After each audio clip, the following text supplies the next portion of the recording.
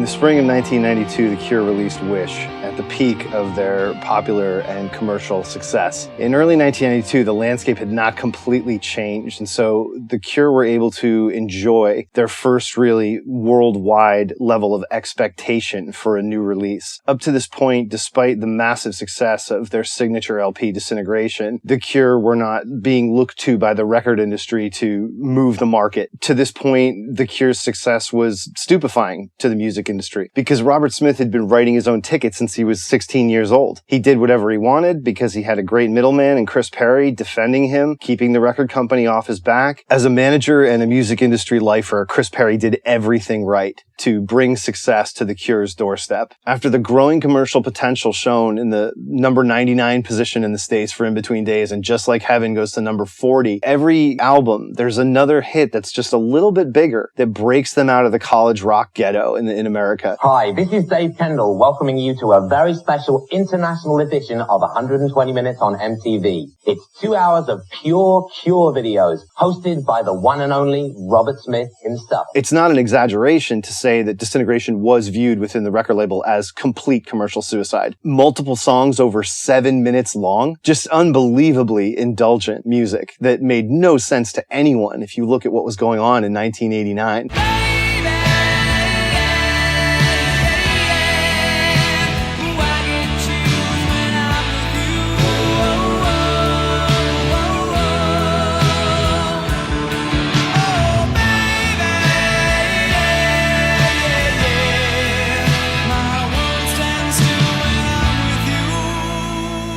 If you watch the film made during the Wish Tour show, there's an introductory segment where they play this little instrumental piece called Tape, and it shows a whole bunch of kids coming to the show, and a lot of them are dressed extremely normal, because while they love this music, they can't dress like The Cure for fear of their parents or other kids at school. If you were going to dress like The Cure, there were social stakes to that. And so for that reason, they were very much distant in most respects for most of the people that listened to them. Love Song almost went to number 1. Love Song was kept from number 1 by Janet Jackson. I tell your mama, I tell your friends, I tell anyone who's I can comprehend. Send it in a letter, baby, tell you on the phone. I'm not the kind of girl who likes to be alone. Almost nobody was helping The Cure. It's not like the system was rigged in The Cure's favor. Radio didn't want to play them. Stores didn't care about stocking them. There was no anticipation that Disintegration was going to change the landscape of popular music, but it did.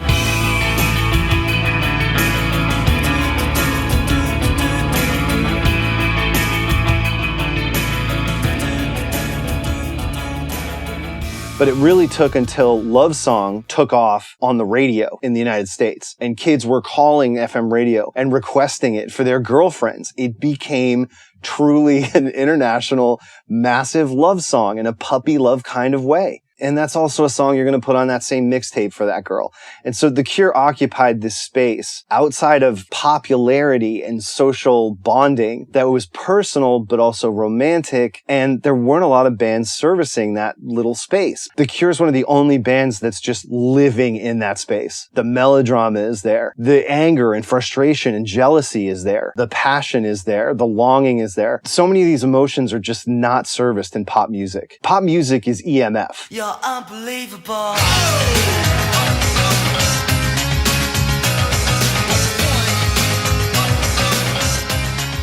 And listen, I love that song. I still love that song. But that's a song that maybe gets you through the insecurity and kicks your ass and makes you actually get up and dance at a school dance. EMF, that's the middle. That's where things can blow up at that level and be celebrated by kids fearlessly. You could not fearlessly celebrate The Cure. By 1992, with the success of Love Song and Disintegration, you could.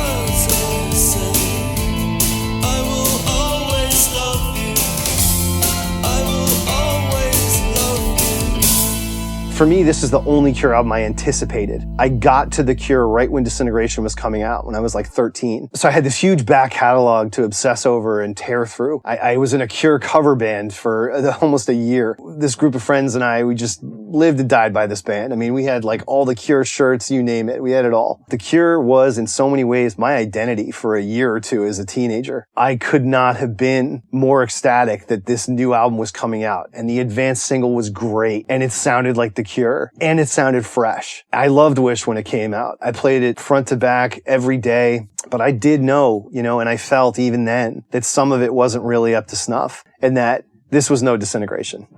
And if that's all that Wish really has to bear in terms of a knock on it, is that it's not Disintegration, that's a pretty fucking good album. Certainly in retrospect, for me, Wish has really faded. The Disintegration tour had gone on for so long. If you think about writing, recording, touring Disintegration, that was a 3-year album. You're going from 88 to almost 91, still releasing singles, special editions. As The Cure always does, there's a manic bipolar overreaction to the fact that Disintegration was so monolithic. So The Cure does a hard rock song with Never Enough, a nice Hendrix tribute.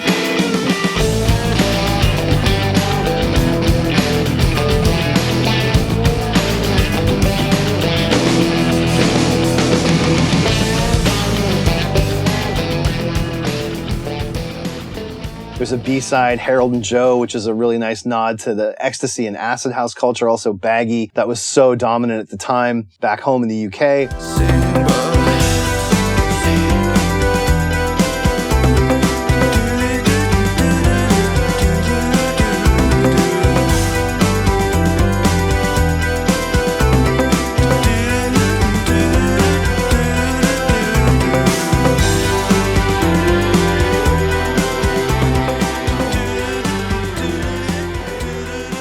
But Never Enough and Mixed Up and all the big festivals that they were playing in 91, that's a continuity from Disintegration. You're in that sort of floral shirt period with Smith, and they do the Close to Me remix. Now, while Mixed Up was a disastrous idea conceptually, they didn't know hip enough people. They thought they did, they didn't. The Cure knew XFM people. These are not like hardcore white label, like they didn't know Aphex Twin, let's put it that way. R&S guys in Belgium remixing their shit. They have like super obvious producers who they're asking to make hip electronic remixes of their stuff. And it's fucking terrible.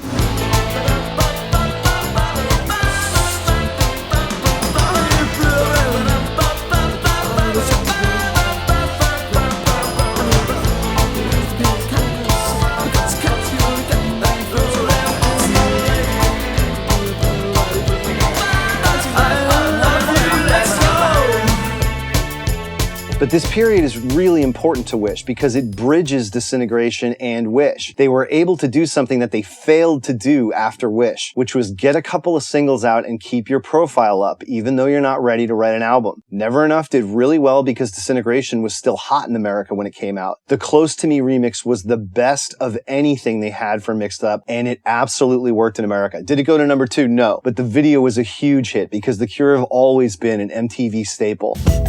But if I had your face, then I could make it safe and clean. Oh, if only I was sure that my head on the door was a dream.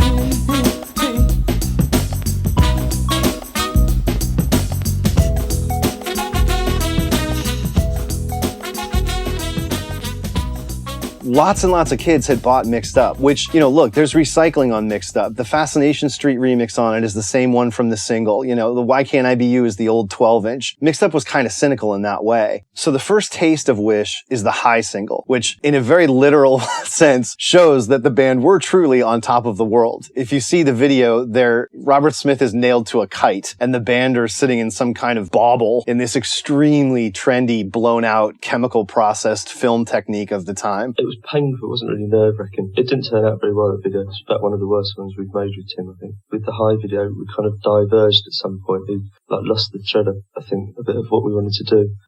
But yeah, all the things like that, he thinks it's funny. I think the fun funny side of it's run out, to be honest. High was great. High is it's like a sister song with New Order's Regret. They were both around at the same time. They both sort of sound the same in so many ways in terms of the drum patterns. These were legacy, major English bands of the 80s reacting to what was going on in the 90s, both in a very sharp way.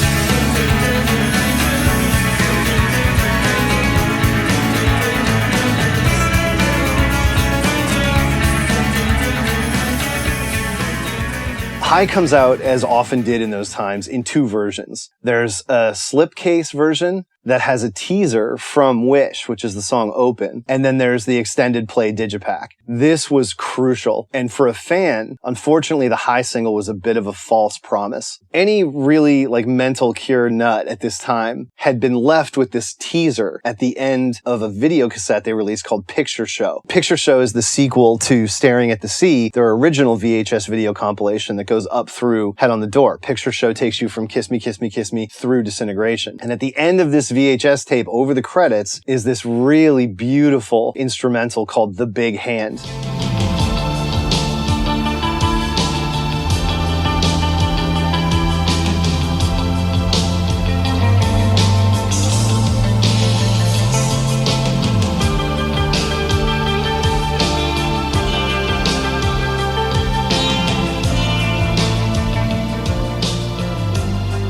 So when the High CD5 comes out, the B-sides are unbelievably strong and of that character. This Twilight Garden.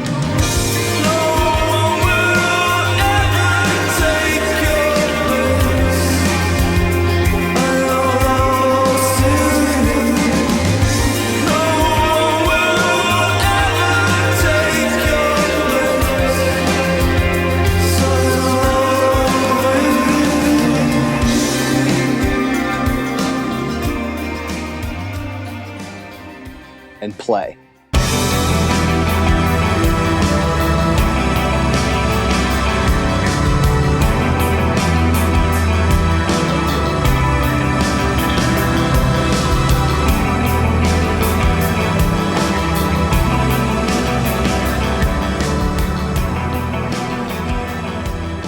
And there's also the fact that the High single mix, there's an extended version on that Digipack, is really nicely tarted up with sequencers and keyboard flourishes from Roger O'Donnell. The album version, when you finally get Wish, is pretty awful. It's just like everything on Wish, there's a pervasive problem, which is the production. Wish is way too dry. It's painfully dry. And one of the reasons for this is the Cure were reacting to a new genre, a new trend, shoegaze.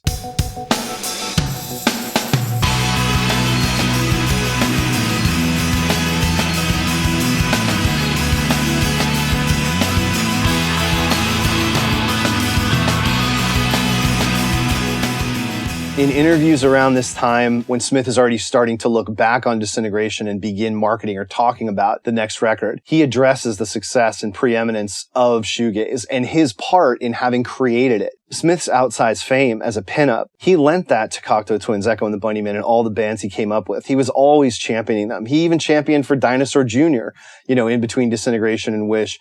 Not just for the fact that they'd done this crazy, indie American fuzz rock cover of Just Like Heaven.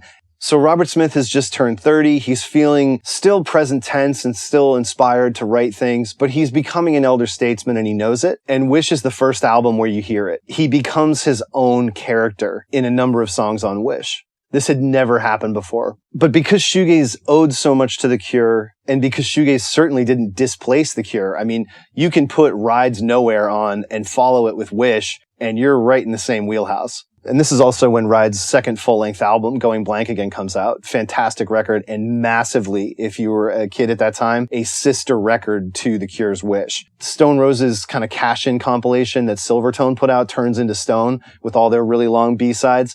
All those three records to me sort of feel of that time. Nirvana blew up in the summer and fall of 91 with Smells Like Teen Spirit. But they weren't like the fabric of American society until right around the time when Wish comes out, early 92. As far as Britpop goes, the fuse has maybe been lit, but it's not even close. You haven't got Definitely Maybe yet. You don't have Park Life. The Cure avoid all this. Wish comes out at exactly the right time. The trajectory and historical referendum on this band, if they hadn't gotten this out when they did and it came out in 93 when Oasis were around, this would have felt in many ways what Wild Mood Swings felt like on Arrival. It would have fallen so flat if it was going up against Britpop. You know, I talked before about the importance of Never Enough and the Mixed Up album and Close to Me. Having those press cycles, getting the radio play, keeping the band's name out there with legitimate good songs that don't require the entire album process. An important marketing decision that clearly Perry was driving. Robert was exhausted from the Prayer Tour. He was exhausted from the emotional toll of writing and recording Disintegration. He had been all but forced by his bandmates to kick his best friend out of his band. Lowell Tolhurst and Robert Smith essentially founded The Cure, and for a number of years, the two of them were The Cure. But due to his progressing and downward trajectory with alcoholism, the band basically said, we're not doing anything else with you as The Cure if Lowell is going to be involved. With him out of the picture, Robert reaches out to Perry Beaumont, who had been a trusted roadie and had really come to the fore during this window between Disintegration and Wish, when there's a ton of extracurricular activity. The Cure do MTV's Unplugged, which was a resounding success. It's cherished by fans, but it's never been officially released. Show me how you do it, and I promise that I'll run away with you. I'll run away with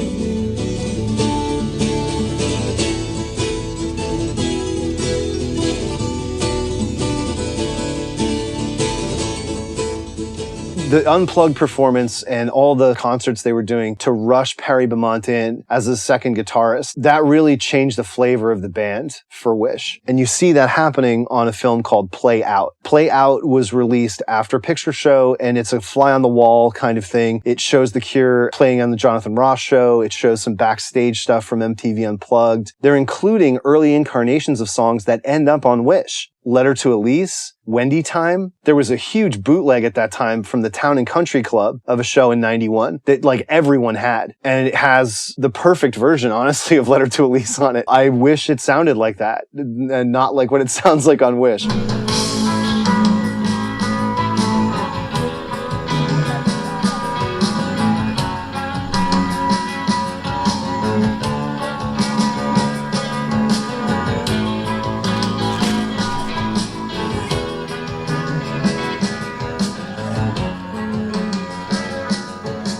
Many years ago, I think in 2011, it's almost 10 years ago, holy shit. I did a remix of Wish and a resequencing of Wish. And I included, I think, the MTV Unplugged version maybe of Letter to Elise on it, which is also better than what ended up on the album. You can still find that if you go to srmixes.blogspot.com.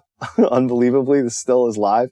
I tweaked Kiss Me, Kiss Me, Kiss Me and Wish, both the sound and running order, because I always was so annoyed with how those records sounded. This is The Cure's biggest album, but the production is awful. What happened? They broke with Dave Allen. Inasmuch as Robert Smith does what he does and his music sounds like The Cure, Dave Allen had made all of The Cure's commercially successful music. He was the engineer producer on all of it. At one point some years ago, Roger O'Donnell, The Cure's on-off keyboardist, published his own diaries from the recording of Disintegration.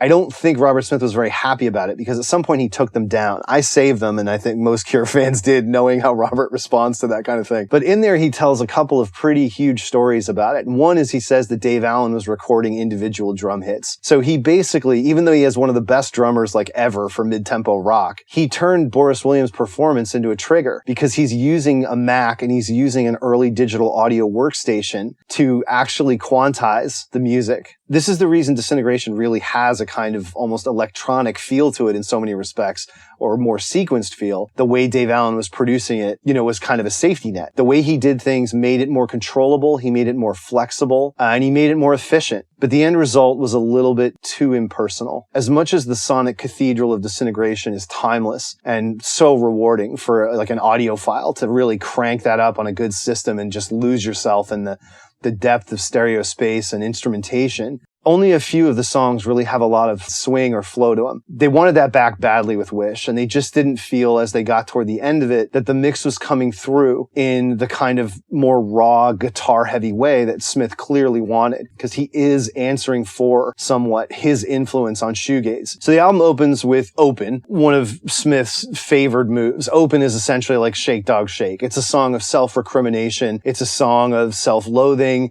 It's obviously written after some long night of doing ecstasy and coke and drinking until 5 a.m. You know, there are endless stories of this from within the Cure camp and from outside it. I made a throwaway joke earlier about Robert's proximity to Sean Hughes, who's unfortunately passed away. Sean Hughes was one of the biggest young, hip comics in England around this time. And he was a huge Smith's Cure fan very publicly. It was like part of his persona of wavy, mop top hair. Smith was going through that all through Disintegration even, but especially during Wish. He is proper fucking famous. He was really caning it bad. I think one of the important themes of Wish is that there's been the break with Lowell Tolhurst. The band felt that was a problem. We've made that change. And Perry's come in, which changes up the dynamics. So what are we now? And I think, unfortunately, the realization for almost everybody else in the band is that Robert was his own set of problems. When I saw The Cure live in 1992 on the Wish tour, he was not taking care of himself. The band thought they had identified the source of their biggest problem in Lowell being picked on and not wanting to watch this car crash go on anymore. And they found out that they had been ignoring a whole different car crash that was still happening in front of them. He was insulated from the consequences of a lot of his behavior. But unfortunately, after Wish, it just became clear that it was not going to stop. And he wasn't ready to stop. And so the band stopped for him and they walked out. I just keep moving my mouth, I just keep moving my feet. I say I'm loving you to death, like I'm losing my breath. And all the smiles that I wear, and all the games that I play, and all the drinks that I mix, and I drink till I'm sick, and all the faces I make, and all the shapes that I throw, and all the people I meet, and all the words that I know, makes me sick to the heart. I feel so tired, and the way the rain comes down hard, that's how I feel inside.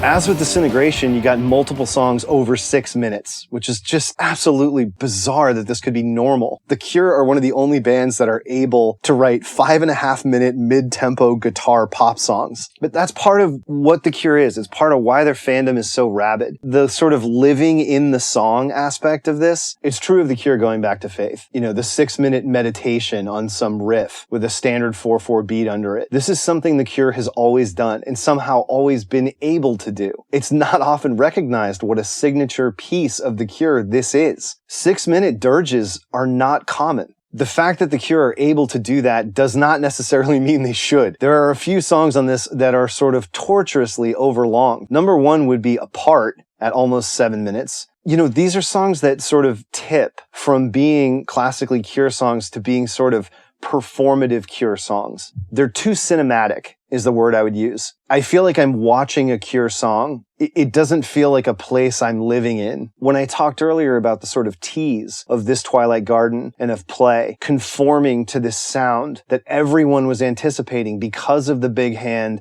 because of all the live performances in the window between Disintegration and Wish, there was a great deal of sonic and thematic expectation. People were expecting Wish to sound very psychedelic. Lots of bells, lots of twinkling, all those sort of things in High and in those B-sides. There was a sound and a vibe that was being extensively advertised ahead of Wish. And for a lot of fans, especially for me, it very much fell flat. It's the sort of central part of the record where all of a sudden Wendy Time has become this kind of go mad horns stomp, and Doing the Unstuck has become almost self-parodic in the way that it almost has a swear in it. Like it's very obviously supposed to have a swear in it. Let's Get Happy.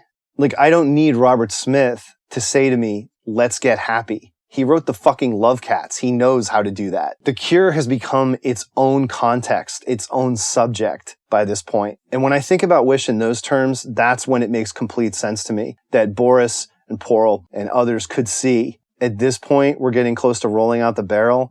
and I'm kind of done. The worst song on this album for me is Trust, by far. It is just so facile. I've never liked it. When it came out, I just thought, it's called Trust. It's all about trust. Trust is in the chorus. This song is beneath Robert Smith, and it infuriated me on hearing it that he would put out something this fatuous. There is no one left in the world I could hold on to.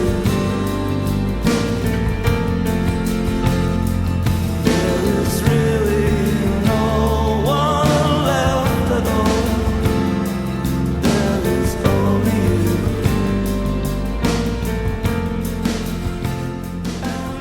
Apart is great. It's too long, but it's gorgeous. And it is somewhat in line with the sound that, as I mentioned, fans were anticipating Wish would carry. After the album cycle for Wish had wound down, The Cure released a limited edition cassette, which is pretty infamous among fans, called Lost Wishes. And those 4 songs are very much of the kind of sound that everyone had hoped Wish would carry, and that really only comes through on High, Apart, and To Wish Impossible Things. The band clearly took a turn at some point in the writing and moved away from their traditional kind of gothic sound, either because of the pressures of shoegaze, Smith feeling it was regressive. I would say there's an argument to be made that a lot of this music that didn't end up on Wish has more in common with Kiss Me, Kiss Me, Kiss Me, and maybe too much. Maybe Smith felt that it was getting a little bit too gothic, too identifiably Cure, and he wanted to get more of that guitar up front. I mean, the clear examples of that are Cut and End. End is Saturn devouring his son, the Goya painting. It is literally Smith just laying waste to his position, the expectations placed upon him, the notion of pop stardom. When I talked about Pornography, that album is really all about this. It's all about raging against other people's expectations, other people's misinterpretations, and how the process and the fact of being a celebrity can fuck with you and fuck with your personal life and fuck with your emotional core. It's almost like a desperate plea in so many ways to the idea that just think of me as someone who writes music and writes really great music and unique music. And there haven't been a lot of people like me, and you're right to feel an allegiance to me because I do understand you. I do remember what it was like being a teenager. And that's what I'm trying to communicate. And all this other stuff is bullshit. And I'm sorry that it happened. And I'm not selling out. And I didn't betray you. And The Cure is still The Cure. And I'm not losing control. But he was.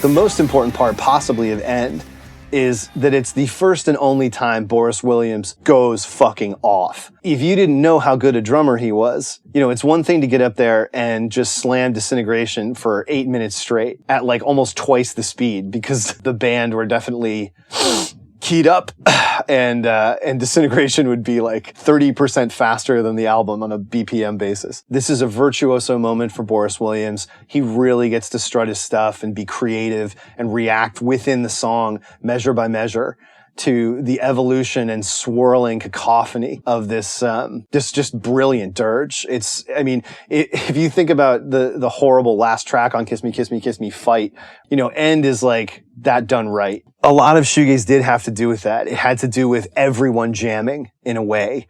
It was very much 4/4 music, but the drums were usually unrestrained, because otherwise, if it was just a pattern, you're the Stone Roses, you're doing Fool's Gold, you're doing dance pop, you're doing There's No Other Way. So hyperactive drum patterns, whether it's fluid in a live player or it's sequenced, are a big part of shoegaze. And Smith clocks that, and he really one-ups it here by unleashing Boris Williams.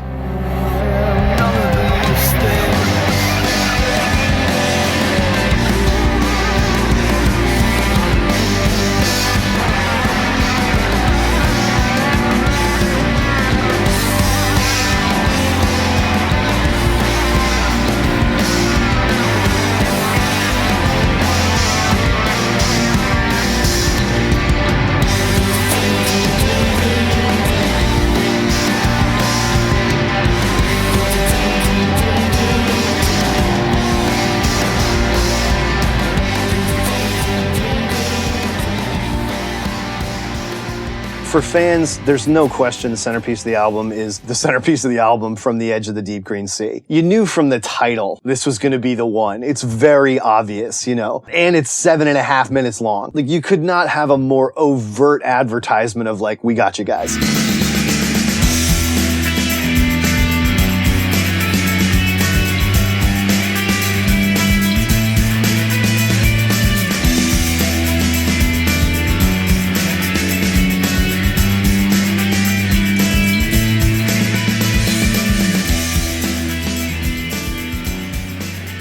From the Edge of the Deep Green Sea is a Cure fans' Cure song. You couldn't wait for the tour. Like, holy shit, this is gonna be so fucking good live.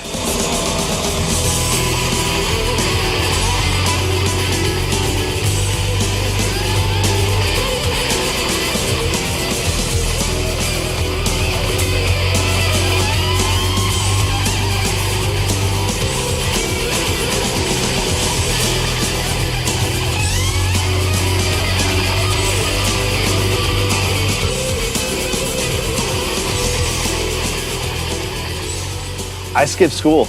I had a buddy pick me up. I went and hid in the woods, and we skipped school to get tickets for both dates of this. The Wish tour was excellent in the sense that the shows were very strong, but the band was really coming apart at the seams almost immediately. The album feels a bit disconnected. You know, it feels like chunks of inspiration. It doesn't feel like a whole. To Wish Impossible Things is this very small, somnolent, tiny little song, this almost kind of experiment that somehow holds together for 4.5 minutes, but it's like something that you would work up to explain to a producer or to the rest of the band. These are the sort of notes. These are the shapes and colors of what we'll expand on, and this is what we'll paint this canvas with. It really feels isolated and not part of Wish for that. Cut to, this is Shiver and Shake all over again. This is the Cure being angry and raging. This is how angry we can be. It's like a demonstration of a mode in so many ways. I mean, I know this sounds really cynical and negative. I love Cut. It's a great song. The production's amazing. Boris is on fucking fire throughout the whole song. And Smith's singing is totally committed. He's fucking wailing on this thing. It's a great song.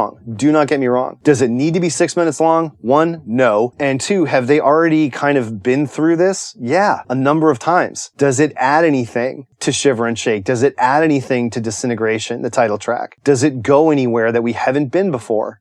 A little, but not far. For somebody who didn't even know The Cure and had never heard them, this album comes through much better than it did for fans. Much as we knew from the title, From the Edge of the Deep Green Sea, that we were going to find our one treasure at least, we also knew Friday I'm in Love was going to be the hit single. Because Robert Smith writes hit singles. It comes with the territory. He wrote The Love Cats. He wrote Caterpillar. He wrote, you know, In Between Days, Close to Me, Just Like Heaven, Hot, Hot, Hot.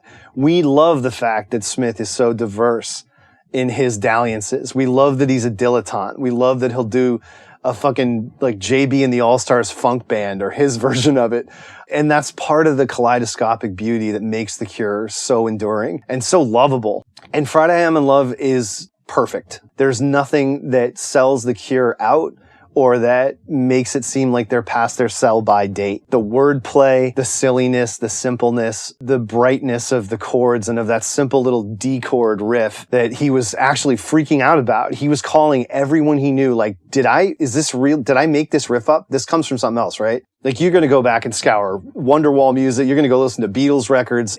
Maybe The Who did. Someone has to have done this. Like, this is so foundational. This is learn to play guitar shit. It's literally a D chord plucked up and down. And Smith came up with it. You know, whatever it is, I'm sure these notes have been played somewhere else in the past by someone else. But the presentation, the clarity, and how out front that main lick was, that's all Robert Smith. He architected a perfect brown-eyed girl pop song, 3.5 minutes in 1992 that was completely eternal and didn't pull much of anything from the past. It was a Cure song.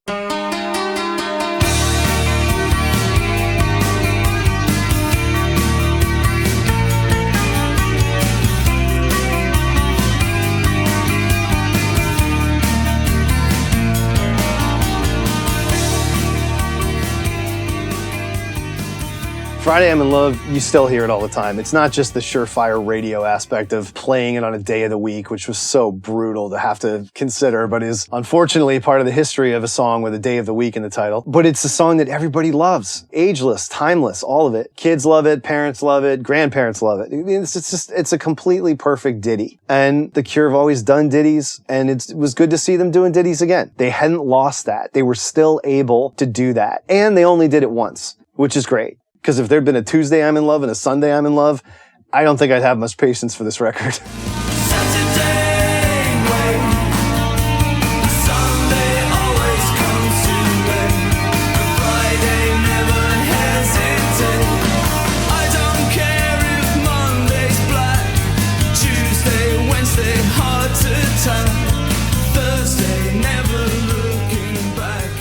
There were some really strong B-sides. B-sides that fans love way beyond most of this record. You know, the Friday I'm in Love single had Halo and Scared as You, which were both excellent. I mean, Scared as You doesn't have a lot to it, maybe. Halo is much more in keeping with, you know, Twilight Garden, the Cloudberry stuff they were doing. By the time you get to A Letter to Elise, something else is revealed, which is that they did record The Big Hand, the song we've been playing over and over again from the end of the VHS tape for Picture Show. The song that was so gorgeous and so evolutionary from Disintegration, and so exactly what we were all screaming for, and they fucking ruined it. The lyrics are atrocious. It falls so flat, and it just kind of puts a pin on how The Cure, in so many ways, sort of got it wrong. Wish is a second-guessed album. For all that ramp period between 1990 and 1991, all those live shows, stuff getting out, stuff leaking out, for all that time, probably a full 18 months, there was a very predictable way The Cure were going to evolve out of Disintegration into something that had aspects of Disintegration, but also